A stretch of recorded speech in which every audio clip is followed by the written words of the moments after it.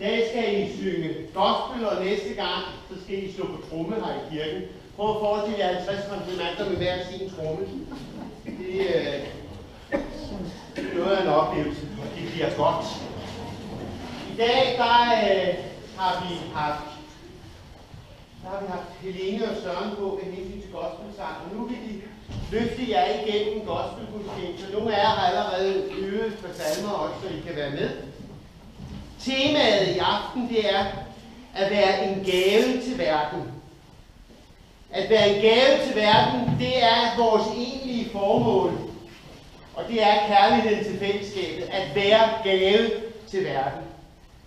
Der vil være stående nadver, hvor vi lige så stille, kan vi spille over, kan vi godt, hvis vi tager til side og sådan noget. Så jeg synes, det er vigtigt også, at I kommer med, så vi laver det der fællesskabs.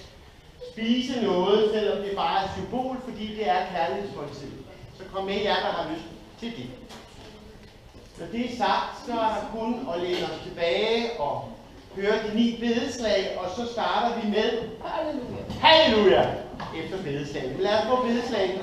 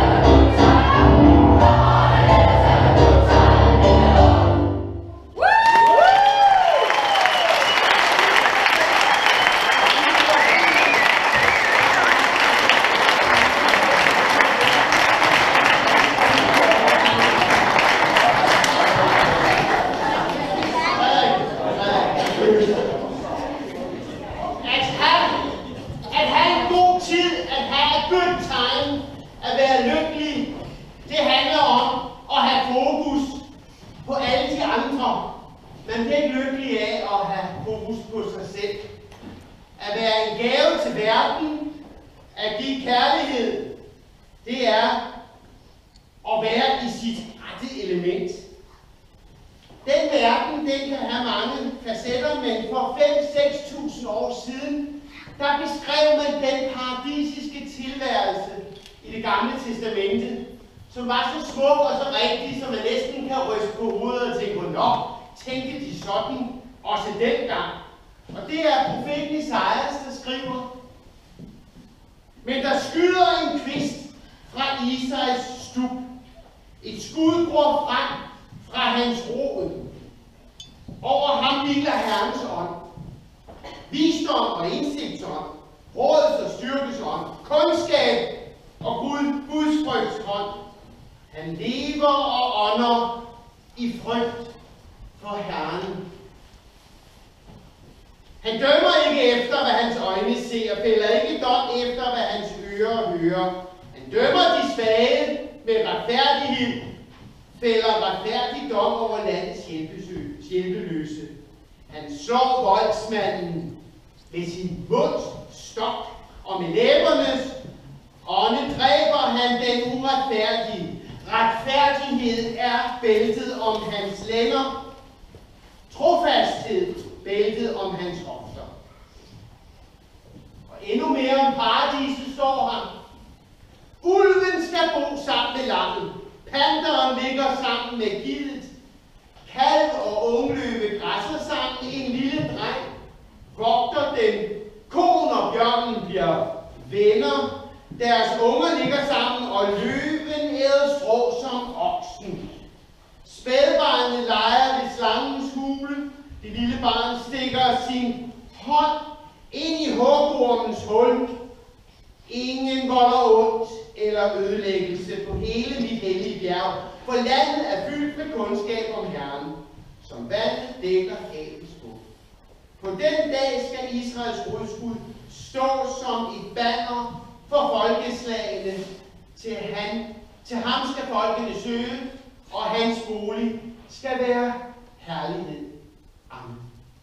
Så altså hans bolig skal være herlighed. Og hvad handler det hele om? Herlighed. Og det er hans bolig, så det er herlighed, der er lykken, der er livet fra knoklet derudaf og være en gave til verden. I de ord, så skal vi synge den næste Oh Holy Night om den nat, hvor Jesus barnet blev født, så vi ved, hvad det er, vi skal gøre. Oh Holy Night. Og den har vi også øvet. Og hver eneste gang omkvædet kommer, så rejser man sig op og synger. Kommer lige deres først, så må I godt sige.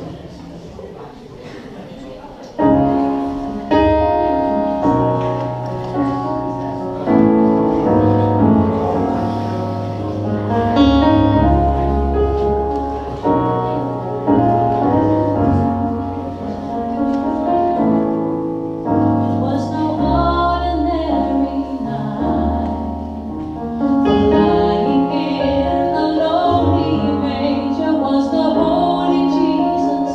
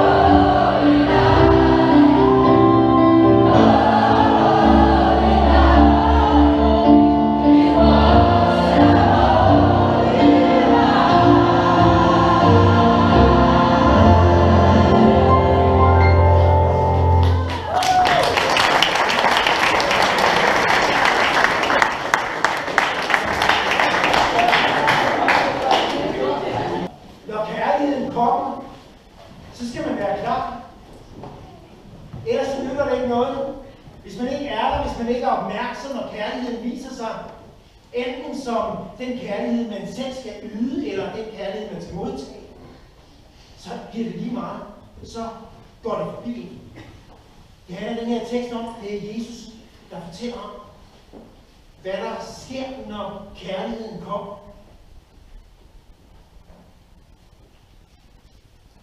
Der skal himmeriget ligne 10 brudepiger, som tog deres lamper og gik ud for at møde brudgommen. 5 af dem var tåbelige, og 5 var kloge. De tåbelige tog deres lamper med, men ikke olie. De kloge tog både deres lampe med og olie i deres kander. Da brudgommen lod vente på sig, blev de alle sammen døsige og faldt i søvn. Men ved midnat lød råbet: brudgommen kommer! Gå ud og mød ham! Der vågnede alle pigerne og gjorde deres lamper i stand. Og de tåbelige sagde til de kloge: giv os noget af jeres olie, for vores lamper går ud. Men de kloge svarede: nej, der er ikke nok, både til os og til jer. Gå hellere hen til købmanden og køb selv. Det var før, at der kom de her åbningstider og sådan noget. Altså, det var også fint dengang. Så man bankede bare på købmanden, og så kunne man få olie selv midt om natten. Nå, på lige ja. Men da de var gået hen for at købe, kom brudgommen. Og de, der var rede, de, der var klar, gik med ham ind i bryllupssalen, og døren blev lukket. Siden kom også de andre piger og sagde: herre, herre, luk os ind. Men han svarede: sandelig siger jeg kender jer ikke. Våg derfor, for I kender hverken dagen eller timen. Amen. Vi kender ikke dagen og timen, når det er, kærligheden kommer og banker på og siger: luk os ind, eller nu er det nu. Så vi skal være klar. Vi skal våge. Vi skal være opmærksomme. Hvordan tænker vi? Hvad tænker vi egentlig? Ja, hvis man er meget engageret, så tænker man på, så vil jeg gerne nå det, og det, og det, og det, og så vil man også gerne sørge for det, og det, og det. Jeg var lige sammen med nogle af Roskildes meget velhavende og dygtige mennesker her for nogle dage siden. Og en af de ting, der står tydeligt og klart for dem, det er, at de gerne vil gøre en forskel. Vi vil gerne gøre en forskel. Men vi vil også gerne se, hvad det er for forskel, vi gør. Det er egentlig ikke det, teksten handler om i dag. Det, teksten handler om, det er, at vi skal gøre os rede til at være et lys for verden. Vi skal gøre os rede til at gøre en forskel. Så det kan godt være, at vi ikke får øje på, om vi får gjort en forskel. Det kan være, at vi først ser den forskel, eller der er nogen, der ser den forskel om 100 år, når vi er døde og borte. Men vi har været med til at gøre den forskel. Der er mennesker i vores fortid, der har været lys for verden, og som har kæmpet for demokratiet og den verden, vi har i dag. Men de har ikke oplevet demokratiet. De er måske døde i koncentrationslejrene eller endnu tidligere, men de brændte for en sag.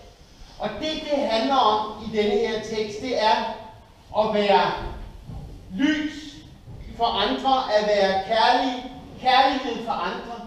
Og ikke altid ved, at så skal der ske det, og så skal der ske det, og så skal der ske det. Det der med vores frugter, og hvad der kommer ud af det, det er ikke det vigtige. Det vigtige er, som de 5 brudejomfruer, at sørge for, at vi har olie nok på lampen, at vi holder vores bønne, når der bliver sagt noget vigtigt, og lytter, og lader sig inspirere ind i den verden, I lever i. Jeg er også jer, selvom I er på min alder. Så skal vi være opmærksomme på, at den verden, vi lever i, der skal vi bidrage, vi skal lyse, vi skal have olie på vores lamper, og vi skal skinne. Og hvad der så kommer ud af det, det er ikke det vigtigste. Det skal vi ikke blive stresset af, og det er egentlig det, der er den moderne verdens store problem. Det er, at vi bliver så stressede, for vi vil gerne lige have ordnet det, og det, og det, og det, og nej. Vi skal have olie på lampen, vi skal lyse, vi skal være en gave for verden, vi skal give kærlighed ind i fællesskabet, og så må vi se, hvad der kommer ud af det. Indtil videre, så er det jo gået rigtig fint med det demokrati og den verden, som vi repræsenterer og er stolte af. Amen.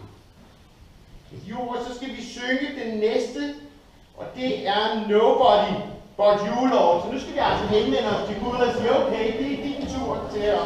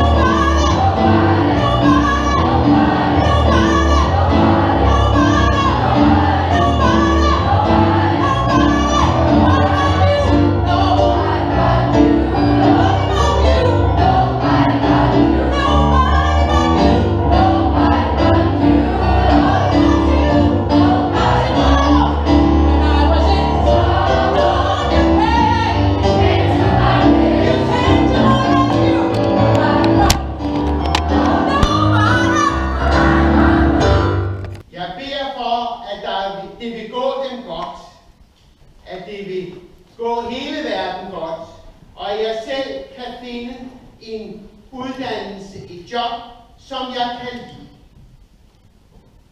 Tak. Jeg beder for min familie, penge, mad, en bil og venner. Jeg beder for alle, uden noget som helst.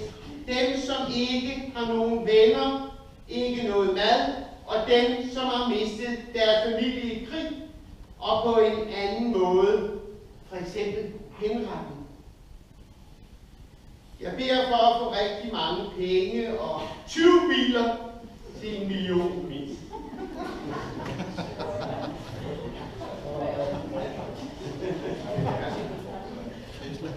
Kære Gud, jeg takker for, at jeg har mulighed for at få en god uddannelse.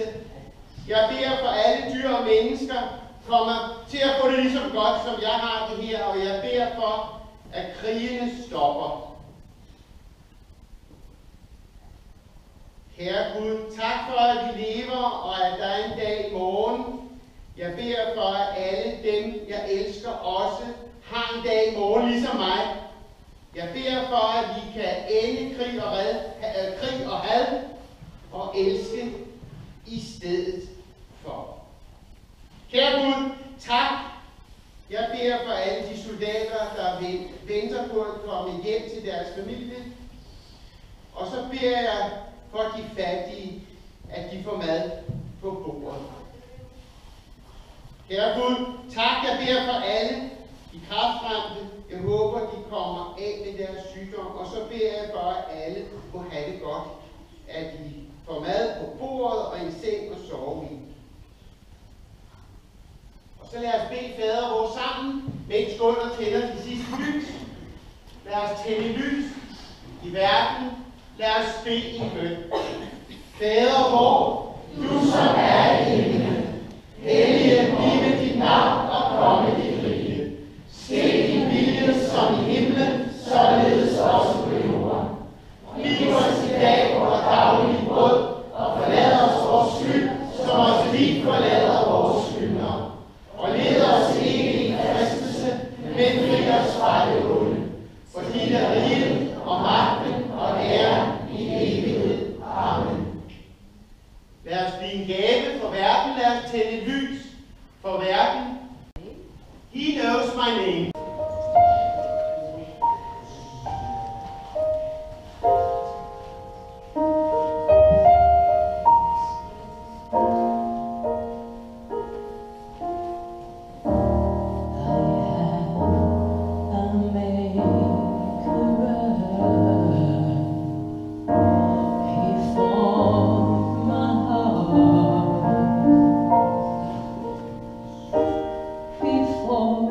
Even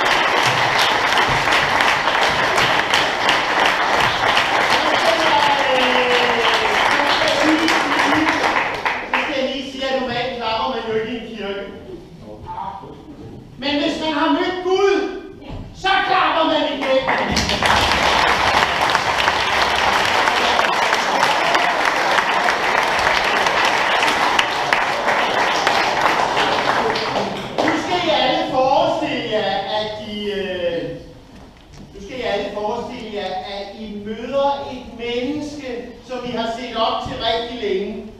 Et menneske, som I er stolt af at kende, og det menneske kommer og siger til jer, hvor er du god, hvor er du dygtig, hvor er jeg stolt af at kende dig. Det er en velsignelse. Og på samme måde skal vi gå ud og være velsignelse på verden, eller gå ud og velsigne nogen, som vi godt ved ser lidt op til os.